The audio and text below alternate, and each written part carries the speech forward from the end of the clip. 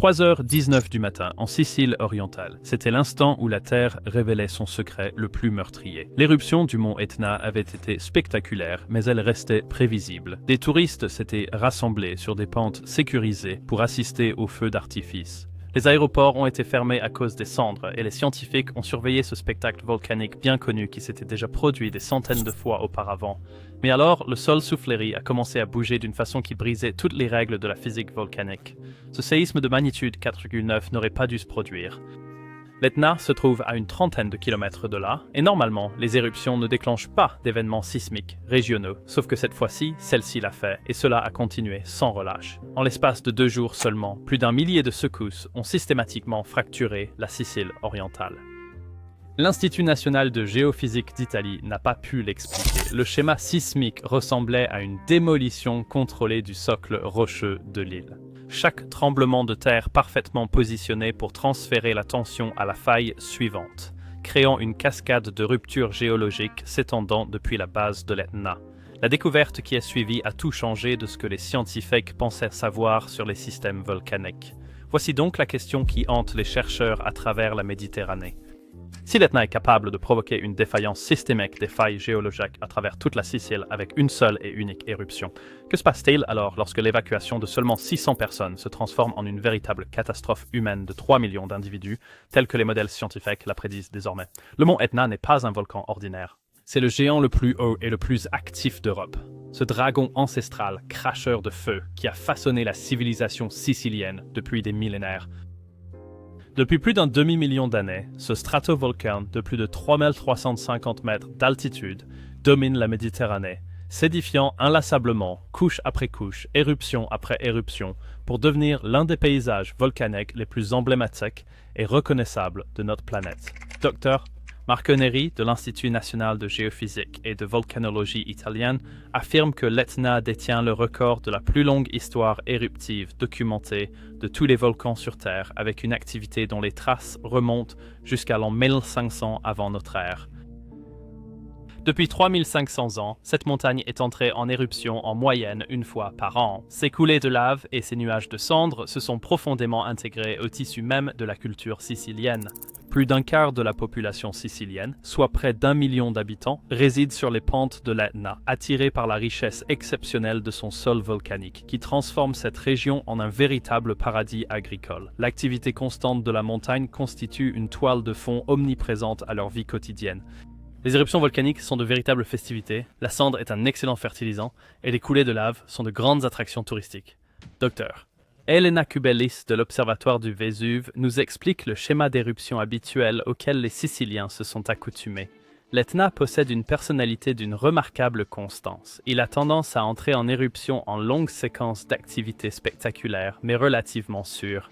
Des fontaines de lave, des panaches de cendres et des coulées de lave lentes qui donnent toutes aux gens amplement le temps de s'éloigner. Les éruptions de cette montagne ont été si régulières, si prévisibles, que de nombreux volcanologues considéraient l'Etna comme l'un des volcans les plus sûrs du monde. Un géant doux sur lequel on pouvait toujours compter pour ne jamais surprendre les communautés qui vivent dans son ombre.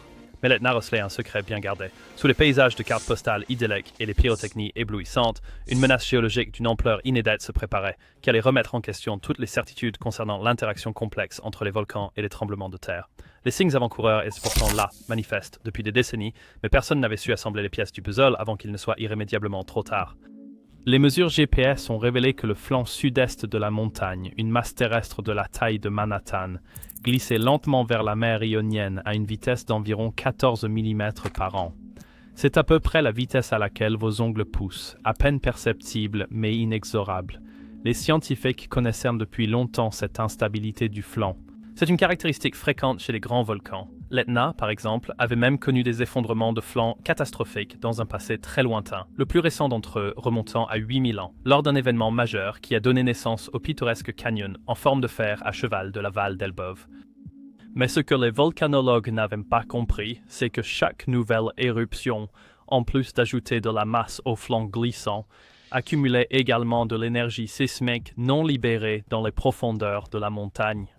Chaque mètre cube de magma, chaque tonne de cendres, chaque coulée de lave augmentait la tension sur un réseau complexe de failles cachées sous le volcan. Il a fallu la technologie satellitaire du XXIe siècle pour révéler ce que la sismologie traditionnelle n'avait pas pu détecter. Le docteur John Murray, géophysicien à l'Open University, a employé une technique appelée radar à synthèse d'ouverture interférométrique, ou INSAR, pour cartographier la déformation de la surface de l'Etna avec une précision millimétrique. Ce qu'il a découvert, c'était une véritable bombe à retardement. Les données INSAR ont révélé que, lors des éruptions majeures, la déformation du sol ne se limitait pas uniquement au sommet ou au flanc du volcan. Elle s'étendait sur des dizaines de kilomètres à l'intérieur de la région environnante, suivant des lignes déchiquetées qui ressemblaient étrangement à des failles géologiques. Or, ces failles n'apparaissaient sur aucune carte géologique existante. La raison, comme Murray l'avait bien compris, était que ces failles géologiques n'avaient pas connu le moindre mouvement depuis des milliers d'années. Elles étaient profondément ancrées dans la roche du sous-sol, scellées hermétiquement par le poids colossal de la masse imposante de l'Etna qui s'exerçait sur elles. Mais chaque nouvelle éruption ajoutait encore à cette masse, augmentant ainsi de manière progressive la tension et la contrainte sur ces lignes de failles jusqu'alors dormantes. C'était comme assister au ralenti à l'étirement d'un élastique poussé jusqu'à son point de rupture. Et puis, le 26 décembre 2018, cet élastique, qui avait été tant tendu, a finalement cédé. Le lendemain de Noël, l'Etna a déclenché une éruption d'une violence spectaculaire, jaillissant de son cratère sud-est nouvellement formé. Des fontaines de lave ont jailli à près d'1 kilomètre de hauteur dans les airs, faisant pleuvoir des fragments de roches en fusion de la taille d'une voiture sur les pentes enneigées de la montagne. Une colonne de cendres s'est élevée à 8 kilomètres dans le ciel, répandant un voile sombre et épais sur toute la Sicile orientale. Pour les observateurs de volcans, ce fut un spectacle absolument saisissant de la puissance brute de l'Etna. Mais profondément sous la lave et les cendres, quelque chose de bien plus inquiétant était en train de se manifester. À 3h19 du matin, un tremblement de terre d'une magnitude de 4,9 a frappé la petite commune de Fleury, située à 30 km des cratères en pleine éruption. Il ne s'agissait pas là de l'un de ces petits tremblements de terre localisés qui accompagnent fréquemment l'activité volcanique. C'était un véritable séisme tectonique, le genre de phénomène généralement associé au mouvement des failles géologiques, bien loin de toute activité volcanique. Les sismologues ont été stupéfaits. Le docteur Carmelo Monaco, géophysicien à l'université de Catane, a déclaré que le séisme de Fleury avait immédiatement soulevé des signaux d'alarme. Cela s'est produit dans une région qui était restée absolument calme pendant plusieurs décennies, et les ondes sismiques ont révélé un mouvement sur une faille géologique profonde qui n'aurait absolument pas dû être influencée par l'éruption volcanique. Mais ce n'était là que le tout début. En l'espace de quelques heures, des dizaines de secousses sismiques plus faibles se sont propagées à travers la Sicile orientale, dessinant un sinistre motif en toile d'araignée qui semblait s'étendre depuis la base du mont Etna. Tandis que l'éruption faisait rage à la surface, l'activité sismique dans les profondeurs du sous-sol ne cessait de s'intensifier. Les habitants des villages de montagne commencèrent à rapporter une étrange sensation, une vibration pulsante ressentie dans le sol qui donnait l'impression d'un battement de cœur. Les édifices ont commencé à trembler violemment. De profondes fissures sont apparues sur les murs et les chaussées. Dans la localité de Zafferana Etnea, une statue de la Vierge Marie a basculé de son piédestal et s'est fracassée en de multiples fragments sur le dallage de l'église. Le docteur Salvatore Alperone, sismologue à l'Institut national de géophysique et de volcanologie d'Italie, observait avec une inquiétude grandissante les données qui affluaient du réseau sismique. Ces tremblements de terre manifestaient un comportement que l'on n'avait jamais eu l'occasion d'observer auparavant. Ils n'étaient absolument pas aléatoires ni chaotiques, comme le sont habituellement les répliques sismiques classiques. Ils traversaient le paysage avec une précision presque militaire, comme s'ils suivaient un plan de bataille minutieusement prédéterminé. En moins de 48 heures, la vérité surréaliste devint absolument impossible à ignorer. L'éruption de décembre 2018 avait déclenché une réaction en chaîne de rupture de failles qui dénouait systématiquement les coutures qui maintenaient l'est de la Sicile unie. Lorsque la séquence sismique s'est achevée, plus de 1000 séismes avaient frappé une zone de 2500 km². Les implications étaient stupéfiantes. Il ne s'agissait pas seulement que l'Etna puisse déclencher des séismes locaux. Une telle ampleur était déjà pressentie depuis les années 1980. C'est l'échelle et la progression systématique des ruptures de failles qui ont véritablement ébranlé les fondements de la volcanologie.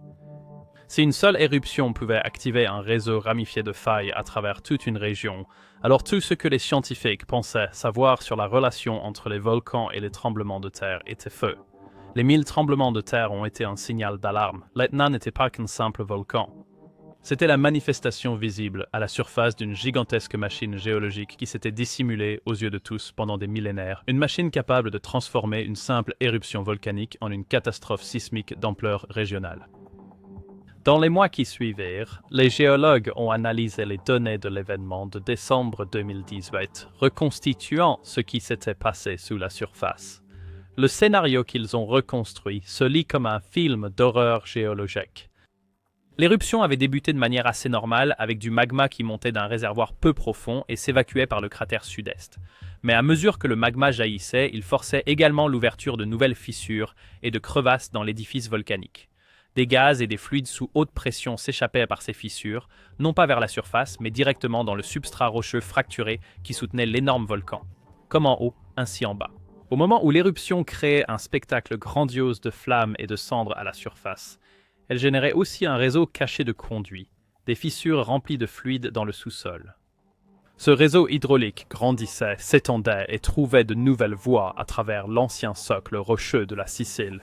Certaines de ces voies menaient directement à des failles qui étaient verrouillées depuis des milliers d'années, des failles soumises à une tension invisible jusqu'à leur point de rupture par l'accumulation progressive d'énergie élastique, tandis que l'Etna s'alourdissait au-dessus d'elles. Tout ce dont ils avaient besoin, c'était d'une légère impulsion, d'une petite lubrification pour enfin commencer à glisser. Les fluides volcaniques à haute pression jaillissant avec force à travers les fissures fraîchement ouvertes ont précisément apporté cette aide cruciale. Agissant comme un lubrifiant industriel souterrain, ils ont efficacement desserré la friction intense qui maintenait les failles siciliennes solidement unies jusqu'alors. Une par une, les failles ont commencé à céder, libérant l'énergie qu'elles avaient accumulée sous forme de tremblements de terre. Mais ce n'était pas un processus aléatoire. Les fluides volcaniques migraient le long de chemins spécifiques dans le sous-sol, ciblant les failles qui étaient orientées de manière optimale pour glisser en séquence.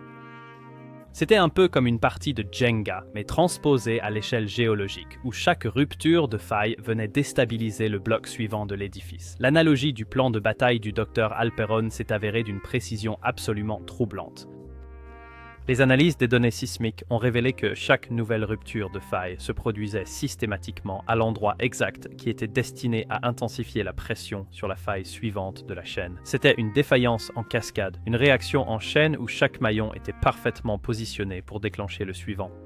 Au final, il n'a fallu qu'un peu de graisse volcanique pour lubrifier le premier domino. La séquence sismique qui en a résulté, c'était comme regarder la Sicile se dézipper en temps réel. L'ampleur de la catastrophe fut heureusement bien moindre que ce qu'elle aurait pu être. Les tremblements de terre ont endommagé des centaines de bâtiments et déplacé plus de 600 personnes dans les villes les plus durement touchées, Fleury et Zafferana Etnea. Cependant, aucune vie n'a été perdue, et la région a ainsi échappé à la destruction catastrophique qu'une séquence sismique de même ampleur aurait pu provoquer dans une zone plus densément peuplée. Mais pour les scientifiques dont la mission est d'assurer la sécurité de ces populations, décembre 2018 a représenté un aperçu terrifiant d'un avenir pour lequel ils n'étaient absolument pas préparés. Le docteur Eugenio Privitera, qui est le directeur de l'Observatoire de l'Etna, a parfaitement résumé la nouvelle réalité à laquelle les volcanologues doivent désormais faire face. Nous ne pouvons plus considérer l'Etna ou n'importe quel autre volcan comme une simple caractéristique géologique isolée. Elles sont interconnectées avec des systèmes de failles, des systèmes qui peuvent transmettre l'énergie sismique sur de vastes distances, déclenchant des tremblements de terre loin du centre éruptif. Les implications en matière d'évaluation des aléas et d'atténuation des risques sont profondes. Si les volcans et les systèmes de failles se livrent à un tango mortel à l'échelle de régions entières, alors les anciens protocoles de gestion des catastrophes volcaniques sont dangereusement inadéquats. Les planificateurs d'urgence ne peuvent plus se concentrer uniquement sur les coulées de lave et les retombées de cendres localisées. Ils doivent désormais envisager la possibilité qu'une éruption, même modérée, puisse être le battement d'ailes de papillons qui déclenche une catastrophe sismique régionale. Imaginez si la prochaine éruption latérale déclenchait une rupture de faille qui se propageait entièrement jusqu'à Messine. Cette ville de 240 000 habitants, perchée de manière si précaire sur le détroit qui sépare la Sicile de l'Italie continentale. Ou bien si la réaction en chaîne sismique ne s'arrête pas aux rives de la Sicile, mais qu'elle traverse les eaux pour atteindre les supervolcans endormis des îles éoliennes ou de la Campanie.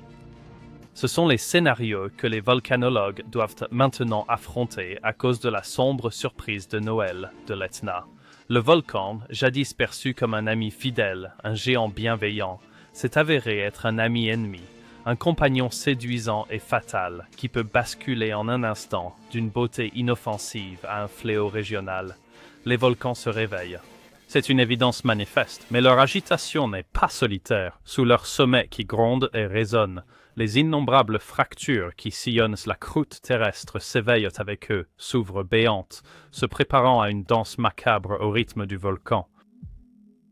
L'Etna nous a montré comment cette danse commence, mais il est certain que ce n'est pas là qu'elle se terminera. Combien d'autres volcans sont prêts à se joindre à ce rythme mortel? Combien de systèmes de failles attendent leur tour pour commencer à déchirer le sol sous nos pieds? Les réponses pourraient venir plus tôt que nous ne le souhaiterions, car, comme nous l'avons déjà constaté, il ne faut pas grand-chose pour faire danser la Terre. Il suffirait d'une petite impulsion volcanique, ou d'une infime lubrification souterraine, et alors les dominos commenceront à s'effondrer.